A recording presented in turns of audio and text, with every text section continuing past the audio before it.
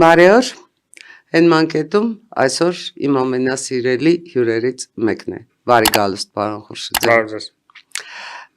Ես ուզում եմ մենք այսօր մեր հարցազրույց քննարկումը սկսենք ներքաղաքական հարցերից։ Չունեք տպավորություն, որ Հայաստանի քաղաքական դաշտում ընտրությունների ընտրարշավը ֆալստարտով գնաց։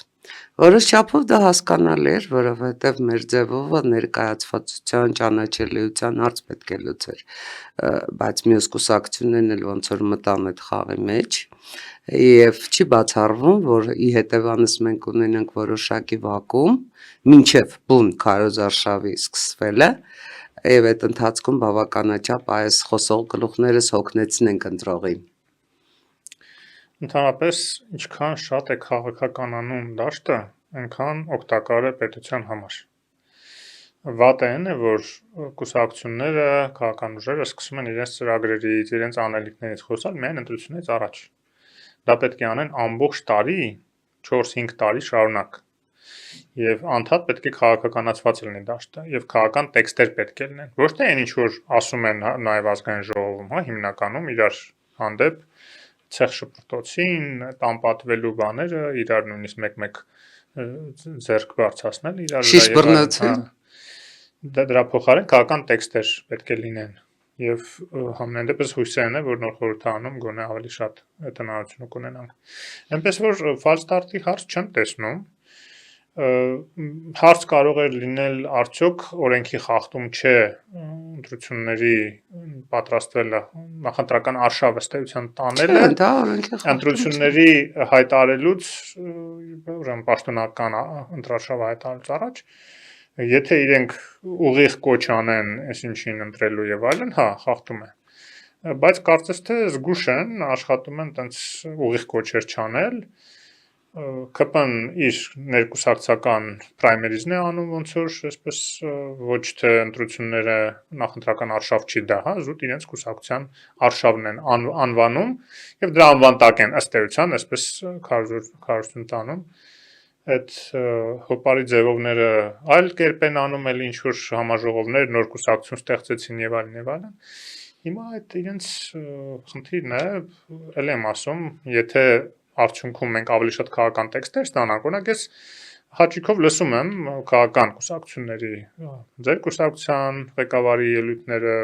ԿՊ-ի, այլ կուսակցությունների, հա, հոպարի ձևով կուսակցություն չեմ համարում, ամեն դեպքում լուրջ չի էլի, ասենք օլիգարխի ինչ որ տասովշիկներ հավաքել, բոլորին վճարել գումար եւ բերել հավաքել միտեղ, ասել սա քաղաքական ուժ է եւ քաղաքական տեքստն են ասում, դա հա ինչ որ քաղաքական տեքստեր լսվում են այնտեղ, բայց որպես ուժ քաղաքական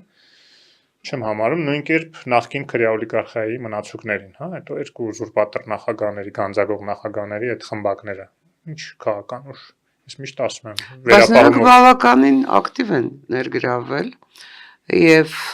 ես կարծում եմ, որ 2026-ի հունիսի 7-ի ընտրությունների գլխավոր հարցը այնուամենայնիվ պետք է լինի արդյոք Հայաստանը կգնա Մոլդովայի ճանապարհով եւ արդյոք Հայաստանի Հանրապետության իշխանությունը, որ ուղիղ պարտականությունն է, կապահովի ժողովրդավարական մրցակցային ընտրություններ,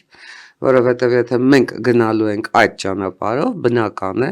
որ ձևիստները չեն կարող ընտրություններին մասնակցել եւ դա ինչպես պարզվեց նաեւ կենտրոնական ընտրական հանձնաժողովի նախագահի ասուլիսից ԿԸՀ-ի ֆունկցիան չի, բայց այդ հարցը պետք է լուծվի։ Ամենայն դեպս Հանրապետություն կուսակցությունը այդ հարցը վաղուց բարձրացնում է։ Դե հիմա պետք է կենտրոնանալ իրականում ժողովրդի հետ շփվելու վրա։ Շատ չանդրադառնալ նույնիսկ այդ ոչ ձևականներին, ոչ նախկին են մնացածներին, հա, պետք է ժողովրդի հետ շփվելու վրա կենտրոնանալ եւ նաեւ պետք է, ես կարծում եմ, ժողովրդավարական ուժերը համախմբել մասին մտածեն։ Ես վերջի հարցումներ ինձ շատ մտահոգեցին։ Իմ համար տեսանելի է, որ վտանգ կա, որ բացի ԿՊ-ից ժողովրդավարական ուժերից որևէ մի այլ ուժ չի մտնի խորհրդարան։ Իսկ դա ուղղակի շատ վատ կլինի պետության, երկրի համար, ոչ միայն այդ կուսակցությունների, այլ նաեւ երկրի համար։ Եվ վախենամ էլի 21 թվականի ուրեմն նախադեպը կրկնվի։ Գիտեք, ես էլ որպես ընտրող, երբ որ մտածում եմ, ասենք, եթե ես վստահ չլինեմ որ այն կուսակցությունը, որին ես ձայն եմ տալու, այս անգամ, հա, սովորական քաղաքական process-ների ժամանակ ես երբեք մտահոգ չէի լինի։ Հա, ոչինչ, իմ ընտրած կուսակցությունը կարող է եւ չանցնի։ Եթե ես համարում եմ ճիշտը այդ կուսակցությունը ընտրելն է, կընտրեմ այդ կուսակցությունը։ Բայց տվյալ դեպքում, երբ որ կա ակնհայտ վտանգ թե նախկինների, թե այս ռուսական տարբեր ազդեցություններ կրողների կողմից պարլամենտում մեծ տոկոս վերցնել առնվազը, եթե ոչ մեծամասնություն, հա, ու մեծամասնություն բարեբախտաբար հարցումները դրա մասին չեն խոսում, որ կարող են իրենք չեն կարող 11% ընդհանրապես հիմա հավաքում ձևականը եւ ձևականները եւ ժամանակի ընթացքում կարող է ինչ-որ աճ ունենան մաքսիմում հսկայական միջոցներ ծախսելու շնորհիվ, բայց ամեն դեպքում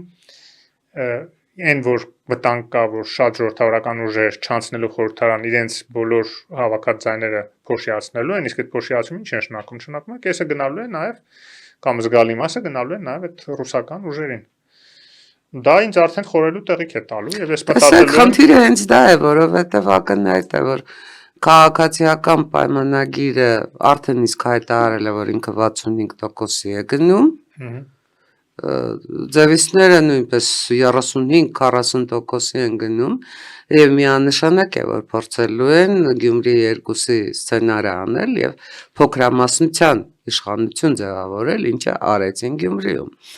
Եվ այդ պարագաներում ամեն ինչ թողնել, ասենք, ընտրողների վրա, ընտրողների գիտակցության, գիտակցական ընտրության եւ այլնի վրա, ես կարծում եմ, որ մեծ վտանգ կարող է ստեղծել հենց ձեր ասած նկատառումներով, որովհետեւ բացահայտ է, չէ, որ այն գումարները, որ արդեն իսկ ծախսվել են, ամենայն դեպս ուժեղ Հայաստանի կողմից, թե գովազդի վրա, թե գրասենյակների բացման, բոլոր այդ, չասեմ բոլոր մյուս ծախսերը, այսպես ասած, որոնց եթե ամենայն դեպս իրավապահ մարմինները ուշադրություն դարձնեն, մեծ մասը կարող է պարզվել, որ այդքան էլ օրինական չի, առավել եւս եթե ստուգվի, թե որտեղից է այդ կապիտալը գալիս, արդյոք օտարերկրյա ծագում ունեցող կապիտալ չի, մեզ համար գոնե որ կարող է ստեղծվել այո պատկեր, որ խորհրդարան մտնի քաղաքացիական պայմանագիրը եւ զուտ ֆինանսական հենքի վրա ձայն գնելու, մարդ գնելու հենքի վրա, այո, Ռուսաստանին հաջողվի Հայաստանի Հանրապետության ազգային ժողովում ունենալ իր ֆրակցիան, թեկուզ ոչ իբրև իշխանություն, բայց ունենալ իր ֆրակցիան եւ ստացվի 21-26 թվականների խորհրդարան երկրի պետության ժողովրդի համար եւս 5 տարվա կորած ժամանակ։ Երբ որ ասում եք 65% է ասում, որ ես չեմ ասում, Նիկոլ Փաշինյանն է դա ասում։ Այդ եմ ասում, եթե ասում եք, որ իրենք հայտարարում են 65%, այն որ ասում եք դուք էլ ասեք, ասելով չի։ 65% բացառում եմ, որ քաղաքացիական պայմանագիր հավաքել ու տիրատոսը բացառում եմ։ Անկախ նրանից կուզեմ այդքան հավաքեն, թե չեն, ուղղակի հարցը դա չի։ Որտեվ ցավոք սրտի կա մեծ հիասթափություն հասարակության մեջ եւ շատերի աչքին նույնիսկ այն դրական բաները, որ արվում է իշխող կուսակցության կողմից, արդեն չի երևում։ Այդտեղ է խնդրեմը։ Հասկանում, մարդիկ էմոցիոնալ են։ Մարդիկ, գիտեք, մի խավ կա, որ օրինակ չի սիրում Նիկոլ Փաշինյանին։ Եվ Նիկոլ Փաշինյանը եզերքից աստղերել բերի, մեկը որ չէ սիրում, ասելու են այդ բերում է, որ վնաս տա։ Հա, այսպեսի ինչ որ մոտեցում կա։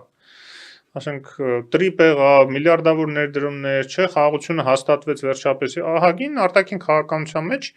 դրական բաներ է եղել, որով մենք էլ ենք աջակցում եւ ժողովրդական ուժերն էլ, նաեւ ձեր կուսակցությունը այդ մասով կոնե բնականաբար, եթե դա պետության շահերից է բխում, դա եւ դա նորմալ երկրի հենց բնորոշ, նորմալ երկրին բնորոշ գործընթաց է եւ վերաբերմունք է։ Ասենք ինչ է նշանակում, եթե դու ընդդիմություն ես, չէ, ամեն ինչ պետք է փնովես, իշխանությունը ինչ անում է, պետք է փնովես, ասենք այդ տկարամիտ մոտեցում է։ Բայց ելի եմ ասում, կա խավ, որը որ այլ դիտանկյունից է նայում այդ ամեն ինչին, հա։ Գիտեք, այդ իրական Հայաստանի կոնցեպտը բավականին կարևոր կոնցեպտ է, որը քննարկման դիսկուրսի հիմք պետք է դառնա։ Բայց մեր հասարակության մի մաս կա, հուսով եմ փոքր մասն է դա, որ նույնիսկ իրական աշխարհը չի պատկերացնում։ Իրականությունը ինքը չի պատկերացնում, ինքը միֆոլոգիայի մեջ է ապրում, ոչ միայն Հայաստանի մասով, իր հարաբերությունները շրջապատի հետ, իր հարաբերությունները ընտանիքում շատ դեպքերում միֆոլոգիացված է, կեղծ հիմքերի վրա է շատ դեպքերում դրված, հետո էլ բաժանվելուց է զարմանում են, թե ինչի պես ստացվեց, այդպես լավ մեծ հարսանիք էին արել 300 հոգանոց, հետո մի 2 տարի էլ չդիմացան, բռնեցին, բաժանվեցին, զարմանում, բայ ոնց եղավ, բա լավ հարսանիք էին կարել։ Որտեվ այդ չափանիշները իրականության մասին, ճշմարտության մասին շատերի մոտ աղավաղված է։ Նաև այդ ավանդույթների վերանայումը, ես չեմ ասում շղթումը, որտեղ շատ ավանդույթներ կան, շատ դրական, վերջո մարդը միայն օրենքներով չի ապրում, հա, նաև ավանդույթներով Ավելի շատ չգրված օրենքներով, քան գրված։ Առավել եւս կարևոր է դրանք սրբագրելը, փոփոխելը եւ ճշմարտության էլեմենտ ավելացնելը դրանց մեջ, այդ ձևական մասերը հանելը։ Այդ ձևական, տեսեք, ձևական ասեցի, հիշեցի, որ մենք ձևական կուսակցություն նաեւ ունենք, հա, եւ իրանց կոնցեպտն էլ ձևական Հայաստանի կոնցեպտն է, որի հետևում թաքնված է իրական Ռուսաստանը։ Իրական այսօրվա հրեշավոր Ռուսաստանը։ Չինաստանը, հիմա երբ ասում ենք Ռուսաստան, ավելի ճիշտ երբ ասում ենք Չինաստան, պետք է հասկանանք Ռուսաստան։ Որ ասում են իրանք, որ ասում են Չինաստան, դուք հասկացեք Ռուսաստան։ Էլի նույն բանն է, որ ասում են Չինաստան, դուք էլ ասեք։ Ասելով չի, մենք բանական մարդիկ ենք, հասկանում ենք, չէ՞, ինքը Չինաստանում չի իր կապիտալները կուտակել եւ մենք գիտենք որտեղ է։ Պարզապես Ռուսաստան ասելը երևի հիմա մի քիչ վտանգավոր է, որովհետեւ ոնց ուզում եք վերցրեք, այնուամենայնիվ հասարակության շատ մեծ մաս, եթե ոչ մեծամասնությունը, շատ լավ պատկերացնում է Ռուսաստանի իրական դերը, թե տարածաշրջանում, թե ռուսական հարաբերությունների իրական բովանդակությունը։ Գիտեք, նույնիսկ հիմա Ռուսաստան ասելը նույնիսկ հիասթափության հարց չի։ Ռուսաստանից մեծ հիասթափություն կա, նաև դավաճանության հետևանքով, նաև մարդիկ հասկանում են արդեն Ռուսաստանը ինչ վատ վերաբերմունք է ունեցել Հայաստանի հանդեպ։ Եվ հիմա ունի։ Բայց հարցը ուրիշ բան է։ Նույնիսկ նրանք, ովքեր որ դեռ հավատում են Ռուսաստանին, Ռուսաստանի հետ եղբայրությանը, նրանց մեջ եթե մի քիչ բանականություն կա, իրանք տեսնում են Ռուսաստանը ինչ վիճակում է այսօր։ Ինք հասկանում են, որ դա դաշնակից լինելու բան չի, որ նա ավելի շատ, եթե մոտենաս, քեզանից մի բան կուզենա խլի փախցնի, որ ինքը իր խնդիրները լուծի, այնքան վատ վիճակում է։ Հելուր մնաց, ինչ որ գա քեզ օգնության կամ աջակցի կամ ինչ որ ներդրումներ անի, փողներ, այն որ ասում են։ Պարոն Խուրշիդյան, ո՞նց եք ուրանում։ Ախր դուք չեք սիրում Մարիա Զախարովային։ Մարիա Զախարովան բոլորովին վերջերս կսկծում էր, որ մարդասիրական օգնություն են ուղարկել Լեռնային Ղարաբաղի բնակչության համար։ Սկզբից բռնագաղթեցրեցին ադրբեջանցիների հետ միասին, Ալիևի հետ միասին բռնագաղթացրեցին Բարիս բուն իմաստով իրենց խաղաղարները։ Զրկեցին հայրենիք։ Հիմա էլ հետո ինչ որ թուլափա են ուղարկում։ Ու մենք մերժել ենք։ Հա, շատ ճիշտ են կարել։ Բայց իրենք տարբեր խողովակներով էլի տարածում են, տարբեր մի կբատալյաններ բանը ինչ որ տես Եվրասիա հիմնադրամը ստեղծել, ինչ են արել ու տարածում են, ցուցակագրում են, որ նաև ընտրությունների ժամանակ հետո գան ասեն, հիշում եք, մենք ձեզ օգնություն ենք բերել, պետք է ում օգտին քվեարկեք ձևականների կամ Ռոբերտ Քոչարյանի։ Դա այդ երկու հիմնական, որտեղ գիտեք հետարքիր է նաև, որ կարծես հանրապետական ընդհանրապես կյանքի նշույլներ ցույց չի տալիս։ Ցույց տալիս է, ասում է պիտի իմպիչմենտ անենք մինչև ընտրություններ։ Հա, լավ, թողանեն։ Թողան։ Գիտեք, դա թերևս դա էլ է վերաբերմունք ընտրությունների նկատմամբ։ Եվ այն գիտեն, որ 2% շալակելու են էլի, ավելի քիչ նույնիսկ կանցած անգամ են շալակել, այդ դրա համար չեն մասնակցել, որ խայտարակ չլինեն, այդ բարձ է։ Դու անունը դնեն, հա, impeachment, ընտրություններով հարց չլինում, մի բան անունը դնեն, որ դեմքները փրկեն։ Հա, ես դեմ չեմ կուզեն impeachment ինչ կուզեն անեն, որովհետև եթե իրենք որևէ հաջողության, ընդհանրապես այդ դաշտը, որևէ հաջողության հասնելու հնարավորություն ունենար, 2021-ի խորհրդարանի առաջին նիստում ասում էին մենք այստեղ եկել ենք իշխանափոխության համար։ Բայց ինչու չարեց։ Եթե impeachment-ը որևէ, ասենք, հավանական զարգացում կարող էր ունենալ։ Այո։ Ես ուզում եմ մենք վերադառնանք ընտրություններին, որովհետև տեսեք, այնպեսի պատկեր է ստացվել, որ հիմա այն բոլոր ուժերը, որոնք իրականում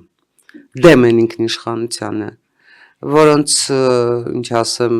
թերևս անձնագիրը այնքան էլ հայկական չի, որոնց հոգում միայն մի բան է գրված գուբերնիա, միայն հայկական չի, նաև միայն հայկական չի, որոնց հոգում գրված է գուբերնիա, այ հիմա այդ ուժերը ամենից բարձր են բղավում ինքնիշխանության մասին, Հայաստանի Հանրապետության անվտանգության մասին, տնտեսական զարգացման մասին, որը հնարավոր է միայն Ռուսաստանի հետ։ Ես Ու Չինաստանի։ հա, դե ես որ ասում եմ Ռուսաստան, մտքումս Չինաստանն է։ Ավելին անվտանգության նոր առանցք է ձևավորվել Իրան, Ռուսաստան, Հայաստան։ Արդեն ձևավորվել է։ Իհարկե, եւ մենք ինչ որ կարծես իշխանությունը ստորաբար այդ առանցքին տեր չի կանգնում ու անտեր է թողնում երկիրը։ Հա դե Քոչարյանը ասում էր, չէ, հələ մի հատ ասեք ստոպ։ Գնացեք հələ Տրամպին ասեք ստոպ։ Հան, դե ինչ է, ինքը որոններ մի անգամից կեթար մի հատ չափալախ կասրից։ Զարմանում, Իրաքի հետ պատերազմը ինչու ժամանակին չդադարեցրեց։ Ռուս-վրացականը կադր ենք կորցրել, է։ Այո, ինչ հնարավորություններ ենք կորցրել, ես չեմ անում, բայց զավեշտի չվերացենք, վերադառնանք այնուամենայնիվ մեր իրականությունը, այս իրողությունները ինչով եք բացատրում։ Արդյոք իրենք էլ զգում են, որ ինքնիշխանության անհրաժեշտությունը կա, որ փորձում են մարդկանց արդեն ոչ թե մոլորեցնել, ոչ թե մարդկանց կեղծ պատրանքներ ներշնչել, ոչ թե պոպուլիզմով, դեմագոգիայով կամ սոփեստուվել, պարզապես ստել, պարզապես խաբել։ Դե հիմա ես քեզ խաբում եմ, մի անգամ կարող եմ խաբել, երկրորդ անգամ եթե խաբվեցի, դու ես մեղավոր, ուրեմն քեզ խաբվելը ավելի հարիր է, քան չխաբվելը։ Այս մտայնության հենքը որն է, ես ուզում եմ, անկեղծորեն ուզում եմ ու չեմ կարողանում դա հասկանալ, ինչի վրա է իրենց հույսը, ինչքան կարող են ստել։ 18 թվականի Թավշյա հեղափոխությունից հետո ամենակարևոր բանը, որ փոխվել է մեր երկրում, դա հասարակության մտածողությունն է։ Դրական տեղաշարժ է ունեցել, իրական դրական տեղաշարժ, եւ հիշում եք, մենք ենք տերը մեր երկրի այդ կարգախոսը, ինքը ոչ միտեղ չի կորել։ Ինքը մտել է ուղնուծուցը մեր ժողովրդի, մեր հասարակության, որովհետև անկախ նրանից, որ կա որոշակի հիասթափություն հեղափոխության այդ սպասումները, որ ամբողջ չարդարացան, բայց դա չի նշանակում, որ մարդիկ հրաժարվել են այդ առանցքային սկզբունքներից, որը ընդունեցին, որդեգրեցին հեղափոխության ժամանակ, տեսնելով սեփական ինքնիշխանությունը, որովհետև ինքնիշխան է ժողովուրդը նախ եւ առաջ։ Երբ որ ասում ենք ինքնիշխան պետություն, մենք նկատի ունենք, որ ինքնիշխան ժողովուրդ, որովհետև ժողովուրդն է կրողը իշխանության, նաև ըստ համանadrության։ Եվ այն, որ պատերազմ փաթաթեցին մեր վզին, նաև նախկինների ծափերի ներքո, նրանք էլ են երազում են, մի բան լինի, որ իրանք կարողանան վերականգնել իրենց իշխանությունը, հա, նաև պատերազմի արդյունքում պարտվի Հայաստանը, որ այստեղ իշխանապողության հիմք առաջանա եւ մի կռվեք այստեղ գնացեք Երևան։ Հա, եւ նրանց հովանավորը Ռուսաստանն է, որը հիմնական մեղսակիցն էր այդ պատերազմի, հա։ Եվ բայց ինչևէ մենք այո, պարտվեցինք պատերազմը, շատ ցավալի կորուստներ ունեցանք, բայց եւ ամենակարևորը իհարկե զոհերը եւ ամենակարևորը Արցախը որպես ինքնիշխան պետություն, թեկուզ դե ֆակտո, մենք այդ ամբողջը կորցրեցինք, դա փաստ է, ցավալի է, բայց փաստ է։ Հիմա կկարողանանք դա վերականգնել, ինչ չափով, գոնե Արցախի հայության վերադարձը, երբ կարողանանք կազմակերպել, բնականաբար դա մտքներումս միշտ լինելու է, բայց հարցը դա չի, հարցը այն է, որ մենք առերեսվել ենք ճշմարտության հետ, մենք հասկացել ենք անկախությունը որտեղ է սկսվում եւ ինչի մենք պետք է ինքնիշխան լինենք, որպեսզի այլևս այլ կորուստներ չունենանք։ Հենց այդ գիտակցությունը ինքնիշխանության, անկախության կարեւորության նաեւ Սյունիքի ապահովագրման միակ ճանապարհն է։ Մեր այսօր գոյություն ունեցող սահմանների ապահովագրման միակ ճանապարհն է եւ ամենակարևորը, որ մեզ արդեն վերաբերեն որպես հավասարազոր պարտներ այն տարբեր երկրները, որոնք որ միջև այդ համարում են մեզ ռուսական կրթորդ։ Ակնհայտ է, ես մի 10 տարի առաջվա պատմություն ձեզ ասեմ, երբ որ Գազատարի մի քննարկման կոնֆերանս էր ու դեսպաններ կային, նաև բավականին բարձրաստիճան պաշտոնյաներ են մասնակցում։ Լեհաստանից մի կարևոր պաշտոնյա կար, այնց կուլուարներում երկու բառ փոխանակվեցինք ու ես փորձում էի շոշափեի տրամադրությունները, այսպես նաև լոբինգ անեի այդ գաղափարը, որ այն ժամանակ Սերժ Սարգսյանն էր, բայց ամեն դեպքում փորձում էի բան անել, որ Եվրոպան Իրանի գազի կարիք ունի եւ այդ Իրանն էլ շահագրգռված է նույնպես եւ դա կարող է հիմք դառնալ որոշակի ընդհանուր շահերի ձևավորման Իրանի եւ Եվրոմիության միջեւ Հայաստանի վրայով, Հայաստան-Վրաստանի վրայով այդ գազատարի եթե անցնի, որտեղ ոչ Իրանը, ոչ Եվրոմիությունը շահագրգռված չեն Թուրքիայով գազատար, առանց այդ այնտեղ այնքան գազատարեր ամեն ինչ անցնում է եւ դարձել է ամեն ինչի հաբ Թուրքիան եւ դա չարաշահում է անդադ շանտաժի ձևով օգտագործում է Եվրոմիության դեմ, նաեւ Իրանի դեմ կարող օգտագործել բաղը։ Եվ Հայաստանն ու Վրաստանն էլ աշխարհակահաղական ոչ մի ինչ-որ հավակնություններ չունեն եւ այդ գազատարը բավական խոշոր տրամաչափի մասներ խոսքը 1.5 մետր, այն ինչ-որ դեպ Իրանից մինչեւ Հայաստան սահմանին 1.5 մետր է ինքը տրամաչափը։ Հետո է Ռոբերտ Քոչյանի ձեռը փոքր ասեցին, այսինքն Կրեմլի Ռուսների թելադրել։ բնականաբար։ Եվ ինչ ասել ավելի։ Այ կանխելու համար ձեր իսկ հիմա որ պատմում եք այդ հնարավորությունը փակելու համար։ Ինչ ասել ավելի, ասած բայց ում հետ այդ քննարկենք։ Հասկացրեց, որ Հայաստանում իշխանությունները, ասենք, նույնն է, ինչ որ Կրեմլի հետ քննարկեն, Կրեմլն է բնականաբար դեմ ալն է։ Ոչ։ Հա, ինքը դիվանագետ է, շատ sense դիվանագիտական լեզվով ասեց, բայց արդեն ես միանգամից ուրեմն որ ասում եմ սառը ցնցուղը գլխիս, ասեցի լավ հասկանալի։ Այնպես որ այդպես են վերաբերվել մեզ եւ բնականաբար երբ որ պատերազմի ժամանակ հարցեր ծագում բան չի ոչ մեկ չի աջակցում, հա ֆրանսիան քաղաքական շուտ տեքստերի ձևով էր անում աջակցում, կներեք, որտեվ լուրջ որպես անկախ պետություն չէին վերաբերում մեզ։ Ֆրանսիան էլ զուտ սենտիմենտներն էր հայերի հետ լավ լինելու, հայկական մեծ համայնք ունենալու, հայ-ֆրանսիական հարաբերություններ եւ այլն։ Եվ մի քիչ էլ են, որ մենք ամեն դեպքում ժողովրդավար էինք դարձել եւ բայց գիտեք, այդ ժողովրդավար լինելն էլ 2 տարվա ժողովրդավարություն դեռ պետք է ապացուցի, որ ինքը ժողովրդավարություն է հարատև։ Հա, բոլորն էլ ոգևորված էին, բայց թերահավատ էին, որ Ռուսաստանի կրունկի տակ ինչ ժողովրդավարություն կարա լինի։ Հա, կարող է թողել են ձեզ մի 2 տարի ուրախանակ, հեսա կփակեն ձեր ժողովրդավարությունը։ Այն ինչ որ 20 թվին նաև փորձ արեցին անել դեկտեմբերին, նաև այստեղի փրկիչները Ռուսաստանի ուղարկած։ Բարեբախտաբար չստացվեց, հետո նաև չստացվեց 21 թվականին։ Ուզում եմ ասեմ, այդ ամբողջ ընթացքում դա մեր հասունացման շրջանն էր, որպես անկախ ինքնիշխան ժողովուրդ, որը նաև կրող է այդ պետականության։ Եվ դա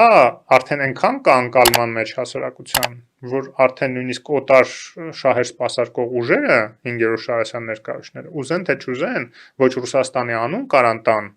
մաքսիմում շատ զգուշավոր, չնայած հիմա նաև արդեն Ռոբերտ Քոչյանի շրջապատն է ասում, տեսեք, Ռոբերտ Քոչյանի ժամանակ երբեք մենք Բելոռուս-Ռուսաստան դաշինքին չմիացանք։ Յա, բան վերջերս էր ասում կդիտարկենք այդ միացումը Բելոռուս-Ռուսաստան, արդեն հասկացել եք, որ դա ձեր դեմ է խաղալու, աշխատելու այդպիսի բաներ ասել է, հիմա փոխեցիք, հա, բանը, շարման կան ձեր։ Նույնը այս ձևականները, որը որ մի տարի առաջ ընդամենը, միջև մայիս ամիսը, անցած տարվա մայիս միջև, ինչ էր ասում Սամվել Կարապետյանը Մոսկվայում, մեծ համաժողովներ կազմակերպում, ասում էր Հայաստանը պետք է մնա եւ ինչ Եվրամիություն, Եվրասիական տնտեսականի հետ պետք է խորացնի իր հարաբերությունները, ոչ թե գնա դեպի Եվրամիություն։ Այն ժամանակ արդեն իրեն հրահանգավորել են, հա, դու արդեն պետք է սկսես քաղաքականության մեջ մտնել, հայտ ներկայացրա, խոսա, գնա հիմա էլ եկեղեցուն աջակցի եւ այլն, հա, եկեղեցու վերնախավին նկատի ունեմ։ Այդ բաներին կտրիչի շրջանակը, շրջապատը էլի։ Եվ հիմա էտել են փոխել։ Նույն կերպ հիմա այդ շարմանքան փոխել են, Ռուսաստան անունն էլի աշխատում են չտան, որ էլի չարատավորվեն, հիմա Չինաստան։ Ռոբերտ Քոչյանը Իրան էր ասում առաջ։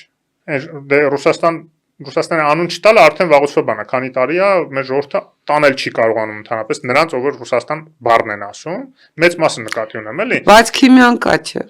Դե քիմիանչելներ են հարցումները այտենց բարձր տոկոս չեն ցույց տա, որ ինչ որ մաս կա, որ դեռ համարում է կարևոր երկիր, հա։ Չեն ասում դաշնակից մերը լինի, բայց ասում են կարևոր, հա, կարևոր է։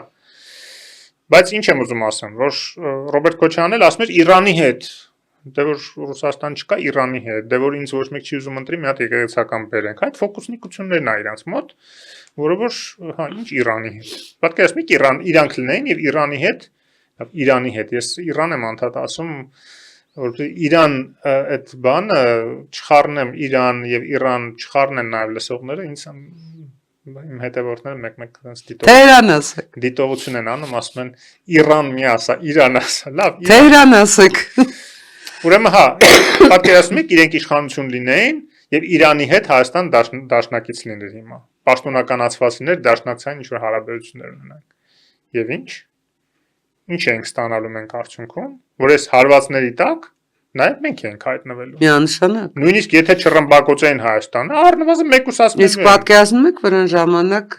Իրանը այո, Սյունիքի իբր պաշտպանելու համար զորք մտցներ Սյունիք։ ուզում էր, բա ուստեղ ասում են, հա, թողեք, թող գա Հիմա պաշտպանի։ էլ ուզում, հիմա էլ։ Այդ ո՞նց եղավ, մենք մեզանով կարողացանք պաշտպանել, դուք եթե լինեիք, ոնց որ Ռուսաստանը եք բերում եւ Ռուսաստանը մեզ դավաճանեց մեր հաշվին իր հարցերը լուծեց Ադրբեջան-Թուրքիայի հետ, հիմա նույն վտանգը Իրանից էր լինելու, Իրանից։ Հիմա դուք եթե լինեիք, աղետ էր լինելու մեր գլխին։ Բարեբախտաբար դուք չեք վաղուց եւ մենք կարողացանք սեփական ուժերով այլ դաշնակիցների հետ նաեւ համագործակցությամբ առանց նույնիսկ զորք բերելու այլ ընդհանրապես դիտորդներ բերելու, անզեն դիտորդներ բերելով մեր սահմանները։ Եվ Ամերիկայից մի քանի զանգով։ Եվ ոչ միայն զանգով, այլ նաեւ զորավարություններով, այո, կարելի է։ Վերջին հաշվով տրիպով։ Եվ հիմա էլ այո, տրիպով փակվեց այդ թեման ընդհանրապես։ Եվ այն ժամանակ, երբ որ Իրանին ռմբակոծում է Միացյալ Նահանգները, մեզ գումար է տալիս, միլիարդավոր ներդրումներ է տալիս, ատոմակայանի խոստում, որ հնարավոր է դա իրականացնել, ել չեմ խոսում այդ բարձր տեխնոլոգիական եւ այդտեղ պետք է ձեզ ընդհատեմ, որովհետեւ ես բացարձակապես վստահ չեմ, որ համենայն դեպս գործող իշխանությունը մինչեւ դարավերջ կանի իր այդ ընտրությունը։ Ում հետ կառուցել երկրորդ հայկական հայկը, որտեղ դա դարակազմիկ ընտրություն է։ Ֆրանսիա, Հարավային Կորեա, Չինաստան։ Իրականում Հարավային Կորեային եւ Միացյալ Նահանգներն գրեթե նույնն է, էլի մոդուլային ատոմական։ Ռուսաստան։ Տեսեք, Չինաստանի անունը որ տալիս եք, ուրեմն տեսեք, Չինաստանը Ռուսաստանի պես մի երկիր է, որը Ռուսաստանի հետ միասին փուրը տվեց մեզ։ Չէ, ես գիտեք բոլորովին վերջերս ինչ եմ հիշել։ Ավարտեմ, հեսա քանի չեմ մոռացել։ Հեսա ես էլ կմոռանամ, բայց ասեք։ Ես կհիշացնեմ, որ չմոռանաք։ Ուրեմն ՄԱԿ-ի անվտանգության խորհրդում 20 թվականին, երբ որ պատերազմը կանգնացնելու հարց է դրվում,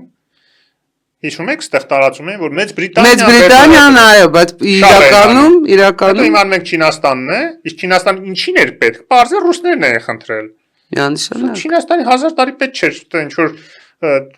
բանի Ադրբեջանին օժանդակել մեր դեմ, Հայաստանի դեմ, այն դեպքում, երբ որ ինքը թուրքական այդ պրոյեկտից վտանգ է զգում մշտապես։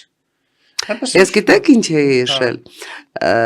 Դե որ Ռուսաստանն է ակույն Թուրքիայում կառուցում է, չի ավարտում, բոլորին վերջերս պատահաբար պարզեցի, որ ակույն դեռ ինչ 1995 թվականից Սլովենիայում է կառուցում այգ ու ինչ որ չի ավարտում 95 թվականից։ Ռուսաստանը։ Այո։ Սլովենիա։ Առաջ անգամ լսում, բայց ակոյն ինքը նշի որ դիտավորյալ է անում։ Ինքը կարող է։ Եթե կարողանար, բնականաբար կարողանար կավարտել։ 20 միլիարդ հաշվարկային գումարն եղել որ ծախսեն, հիմա 25 է դարձել արդեն։ Եվ հիմա քանի որ ինքը ուշացրել է նաև, Թուրքիան արդեն պահանջում է 50%-ը իրեն տալ։ Պատկերացնում եք, այդ ներդրումը արել են ռուսները, եւ պայմանագրով այո Թուրքիան իրավունք ունի 50% իրեն վերցնի, որտեղ խախտել են ժամկետները։ Հրաշալի է։ Լավ, կարճ փորձենք անդրադառնալ նաև Իրանին, որովհետև այնուամենայնիվ երբ սկսվեցին այս շարժումները Իրանում, դեռ դեկտեմբերի 28-ին, անցած տարվա դեկտեմբերի 28-ին, ակնհայտ էր, որ նաև լինելու են այլ զարգացումներ։ Իսկ երբ 12, այսօր արդեն 12-օրն է Իրանում, հերթական պատերազմի Իրանի դեմ,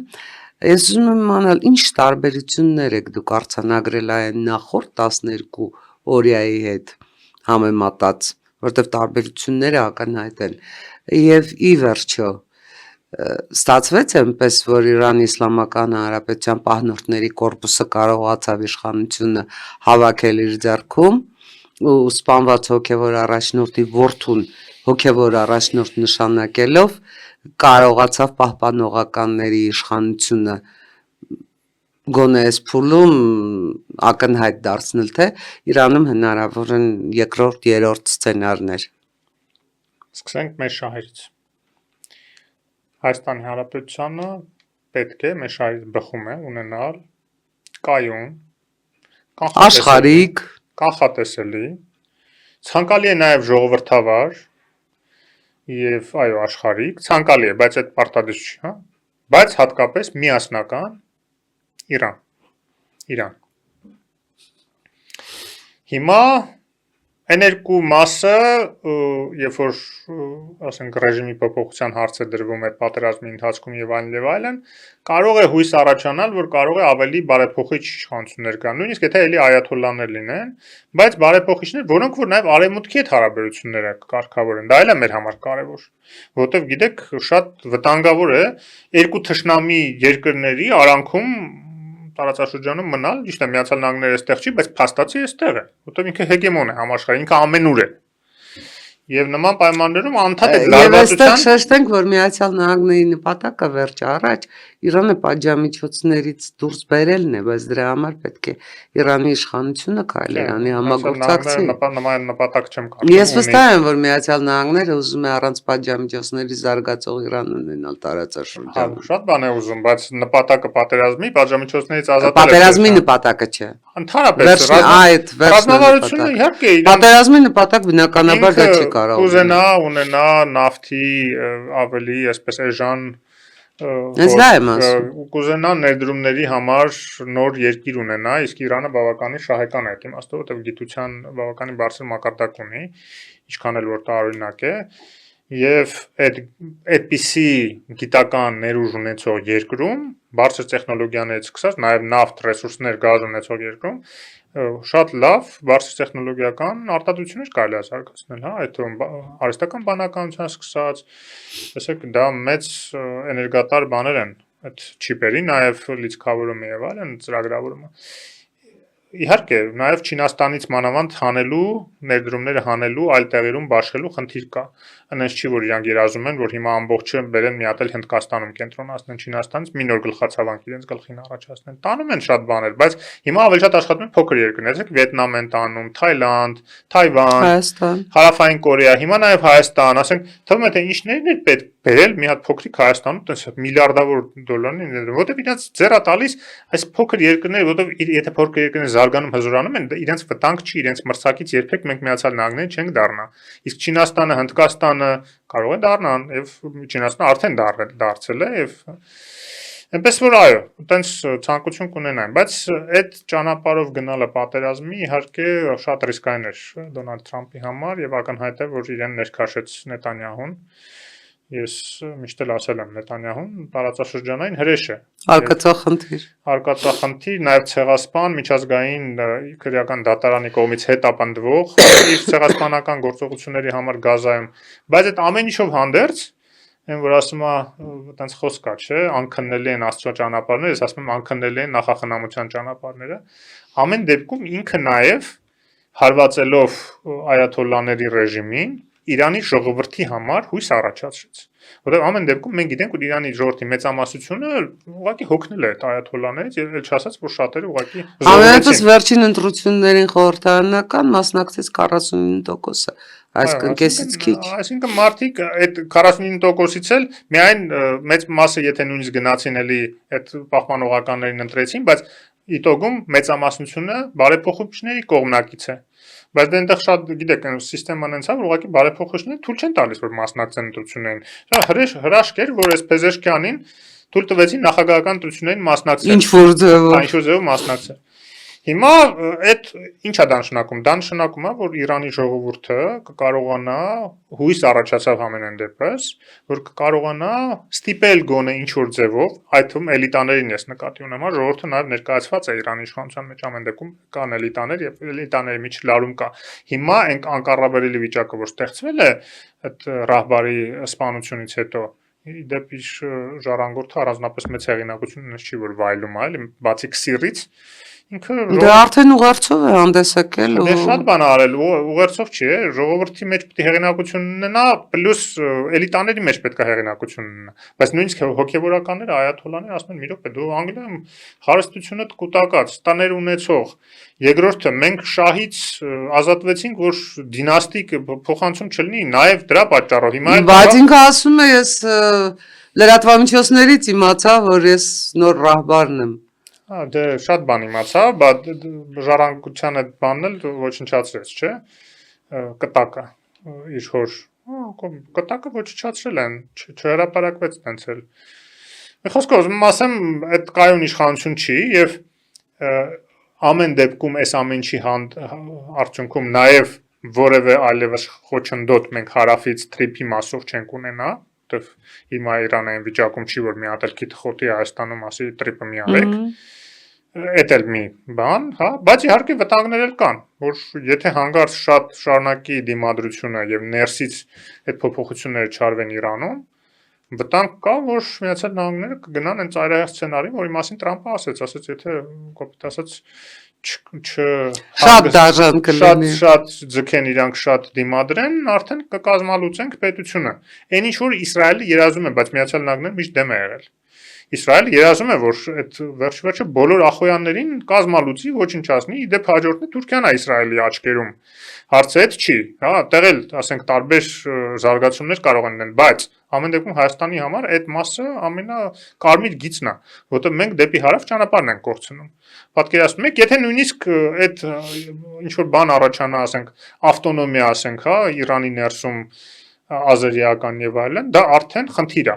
որտեվ հազար ու մի խոչընդոտներ կարող առաջացնեն տարբեր հրահարումներով կողքից, ինչքան էլ դու փորձես հետները լավ լինես, նաեւ Ադրբեջանի հետ լավ լինես, Թուրքիայի հետ լավ լինես, անկանխատեսելի է։ Մեզ համար շատ ավելի կանխատեսելի է, ձեռնտու է, որ Իրանը միասնական մնա, որի հետ հարաբերությունները բնականon հունով զարգանան։ Հիմա, բայց ամեն դեպքում դա մեզանից չի կախված, հա, եւ Միացյալ Նահանգներում տեսանք, որ Նետանյահուն եւ Իսրայելը բավականին մեծ ազդեցություն ունեն եւ խոսում են նաեւ, որ Էփշտեյնի այդ բաները ցուցակները իրենց ազդեցություն ունեցան, որտեղ դա էլ ինչ որ կոմպրոմատների բաներ վերնախավի ինչ որ հատվածների վրա Միացյալ Նահանգներում էլ չասած, որ Ռուսաստանը կապ ուներ, Պուտինը կապ ուներ, բարձվում է այդ Էփշտեյնի ցուցակների հետ եւ այլն, շատ մի խոսքով այսպես տարբեր լծակներ կիրառեցին եւ Տրամպին ներքաշեցին այս պատերազմի մեջ, որը որ Տրամպի համար հեշտ ձեռնտու չէր։ Հիմա շատ փոքր մասն է Միացյալ Նահանգներում հասարակության մեջ նկատում աջակցում Տրամպի այս գաղափարին։ Նույնիսկ Ջի.Դի Վենսը ըստ էության դեմ է, հա, բաց չի արտահայտում, բայց Տրամպը խոստովանեց, ասեց, հա, մենք տարբեր մոտեցումներ ունենք, տեսակետներ ունենք այս Իրանի մասում, որտեվ ինքը կներեք, ինքը ասում է, ես իզոլացիոնիստ եմ, ինձ չի հետաքրքրում այնտեղ ոչ միտեղ ինչա կատարվում, իմ դարդուսա Միացյալ Նահանգներն է, մեղադրում էր նախկին իշխանություններին, որ անդադ քիթը խոթում էին, տարբեր տեղերի ռեսուրսներ են ծախսում, Իրաք, Աֆղանստան եւ այլն, եւ հանգարց ինքը նույն բանն է անում։ Ինչա թե Իսրայելին դա պետք էր։ Ու այդ առումով իհարկե կարող է այս առաջիկա աշնան ընտրություններում Տրամպը դրա արձագանքները տեսնի, ել չեմ խոսում, որ նավթի գների աճը ուղղակի տնտեսական խնդիրներ են առաջացնելու համաշխարհային մակարդակով։ Միացյալ Նահանգների համար այդքան չէ, հա, անդը բենզինի գինն է աճում, բայց իրենք նավթ ունեն, իրական իրենց նավթ հարցունարողներն են շահում դրանից։ Բայց ընդհանուր առմամբ իհարկե համաշխարհային տնտեսության, եթե շատ երկար տևա այս նավթի գների աճը, դա կարող է լուրջ ճգնաժամի բերել, հերթական ճգնաժամի, եւ Աստված գիտի, ով ինչպես այդ ճգնաժամից դուրս կգա, այդ թվում Միացյալ Նահանգները ինչպես դուրս կգան, Չինաստանը ինչպես դուրս կգա, իդեպ առաջին հարվածը նաեւ Չինաստանն է այս անգամ լինելու, որովհետեւ այն նավթը, որը գնում է Պարսից ծոցից, նախևառաջ Չինաստան է գնում։ Հիմա ստիպված Ռուսաստանից այդ նավթի ծավալները ավելացնելու են, բայց Ռուսաստանն էլ հնարավորություններ չունի շատ ավելացնի, որտեվ տանկերներն են խոչընդոտում եվրոպացիներն ու ամերիկացիները, ռուսական տանկերները նույնիսկ ստվերային բան նավատորմ կա, գիտեք, ավելի խիստ են դրան վերաբերում եւ այլն, եւ Չինաստանը կարող է չձգի, ուզում ասեմ, այդ նավթի պակասի տակից դուրս գալու, բայց հələ ունի հիմա պաշարներ, բայց այդ պաշարները կարող է շուտով սպառվեն, հենց որ այս ալեկոծող աշխարհում Հայաստանը մնացել է միակ կայուն, այսպես տեղերից մեկը, որը որ այդ արհավիրքների միջով անցել է, իր փայ արհավիրքը անցավ 20 թվականին, հետո 23 թվականին, եւ հիմա բարեբախտաբար ավելի կայուն վիճակում է եւ այստեղ իդեպ խաղաղություն, այսպես կարգախոսն են տարբեր ուժեր, հատկապես իշխող կուսակցությունը փորձելու օգտագործեն, բայց խաղաղության զուգահեռ նաեւ կայունություն կարգախոսը բոլորի համար էլ եւ նաեւ ժողովրդավարական ընդդիմության համար կարծում եմ շատ օգտակար կարգախոս կլինի, որտեղ կայունության պահպանումը նաեւ պետության մեջ շատ կարեւոր է։ Բնականաբար խաղաղությունը ապահովում է տնտեսության զարգացումը, խաղաղությունը ապահովում է անվտանգությունը Չես կարող քո անվտանգային խնդիրները դնել մի կողմ, քո տնտեսական զարգացումը, քո բանակի, պրոֆեսիոնալ բանակի ստեղծումը դնել մի կողմ ու ասել դե հիմա ես համաձայնագիր եմ նախական վերջն աստորագրել։ Եվ այս հաճելի նոտայի վրա եկեք անցնենք բլիցին։ Անցնենք։ Ինչ կհարցնեիք, եթե հանդիպեիք Սոկրատեսին։ Մի հատ կգրկախառնվեի, շատ եմ սիրում Սոկրատեսին։ Աստորեն գուշակել եմ։ Ծերուկին շատ եմ սիրում, հա, որտեղ դե ամեն դեպքում ինքը փիլիսոփայության հիմնադիրն է համարվում։ Ճիշտ է, մինչև իրեն էլ եղել են փիլիսոփաներ, բայց այն խորությամբ ոնց որ ինքն է փիլիսոփայությունը մշակել, որը փոխանցեց իհարկե Պլատոնը, ինքը բան չէր գրում։ Ինքը միայն խոսում էր։ Պլատոնն է գրում էր։ Իհարկե ինչ որ բաներ իր կողմից էր ավելացնում, որտեղ մի հսկայելն Դա բնական է։ Մի հսկայելն էր իրականում։ Իդեպ Սոկրատեսը միայն ես ու շատերը չեն որպես ակնածանքով վերաբերում, նույն Նժդեհի մոտ անդադ կհանդիպեք Սոկրատես, անդադ հղումները Սոկրատեսի վրա, նաև երիտասարդության ուղղված հատկապես նամակներում ինքը հորդորում է Սոկրատես եւ Տոլստոյ կարդալ, հա։ Այնպես որ Սոկրատեսին մի հատ ողջությունը կհարցնեի, ոնց է ինչ անում, որ հանդիպեի։ Կամուրջը միացնում թե բաժանում է երկու ափերը։ Իհարկե միացնում է։ Գետն է բաժանում, կամուրջը միացնում։ Երևանի ձեր սիրած փողոցը։ Կոմիտաս։ Անակնկալ Մի քիչ էլ Արամ Խաչատրյանը, բայց Կոմիտասը ոնց որ այն հիմնական սիրած փողոցն է, իսկ Արամ Խաչատրյանը ոնց որ համեմատում են Փարիզի հետ, Շանզելիզեի հետ ինչ որ sense տպավորություն, որովհետև կողքից այդ այգիների պահը շատ է, այդ ծառերի պահը, օրինակ Կոմիտասի վրա այդքան շատ չի։ Այնտեղ ոնց որ անցնում ես Խաչատրյանով, sense երկու կողմերից անդադ ծառեր են, էլի։ Ու նաև բնակիչները այնքան ցիվիլ են գտնվել, որ չեն ավիրել։ Ժամանակին հիշում եք այդ մութ-ցուրտ տարիների ընթացքում, չեն էլ մեղադրում, շատ տեղերում ծառերը հատեցին, հետո ինչ ասես այդ կրպակներ, բաներ, գարաժներ, այնտեղ էլ կա, ներսերը շատ կա։ Իդեպ Կոմիտասել հասել այդ ախտը, հա, որ բակերում բազմաթիվ ավտոտնակներ եւ այլն, բայց դե հիմա մարդիկ այն ժամանակ խառը վիճակ էր, ոչ մեղադրում են, ոչ էլ կարծում եմ ուղղակի պետք է այդ լուծումը գտնվի։ Լուծումն էլ այն է, որ բազմահարկ կամ ստորգետնյա կամ բարձրահարկ ավտոտնակների հարցը լուծվի ու միանգամից փոքր տարածքում 10 անգամ ավելի ավտոտնակների, կողքի ավտոտնակների մաքրվի եւ մարդիկ կմաքրենք։ Ծով թե լեռներ, որտեղ եք ձեզ լավ զգում։ Երկու տեղում էլ, ամեն տեղ էլ ինձ լավ եմ զգում։ Սիրում եք Պանդորայի արկղը բացել։ Ոչ իհարկե, ինչ ասում, սիրում եք, ոնց կարող ես մարդ սիրի հիվանդությունների արկղը, դժբախտությունների հիվանդությունների, այնուամենայնիվ տղանակնկալել կարող է լինել։ Այդպիսի անակնկալներ մեզ պետք չեն։ Պանդորայի արկղը հայտնի է մեջին ինչ է եւ պետք չի բացել երբեք։ Որ գիրքն եք սիրում մի քանի անգամ կամ անվերջ վերադառնալ ու կարդալ։ Նիչշեն երևի։ Մեկը չէ, ասացիք, որտեվ Սոկրատեսը, Պլատոն, Նիչեի զրադաշտը թե։ Չէ, պատկերացրեք ոչ այնքան, գենեալոգի մառալ է հատկապես։ Ձեր հարցինց բանի բարոյականության ծագումնաբանությանն է, ասենց, հա, ոնց որ։ Ձեր հարցինց։ Ձեր հարցինց։ Հանրապետություն կուսակցությունը կառաջնորդի եւ կհամախմբի ժողովրդավարական անդիմադիր ուժերին, որպեսզի ոչ թե կուսակցական խնդիր լուծի, այլ համապետական։ Ես կարծում եմ իր պատմության ընթացքում Հանրապետություն կուսակցությունը երբեք որևէ կասկածի տեղիք չի տվել որևէ մեկին, որ ինքը գործում է հանուն պետության եւ միշտ էլ եղել է համախմբող ուժ։ Ես կարծում եմ, որ դա բոլորի համար ակնհայտ է։ Շնորհակալություն։ Ես եմ ձեր շնորհակալ։ Սիրելի ունկնդիրներ, Հովսեփ Խուրշուդյանի հետ մենք դեռ տասնյակ հարցեր ունեինք, բայց այսօր այսքանը։ Բարին ընդ ձեզ։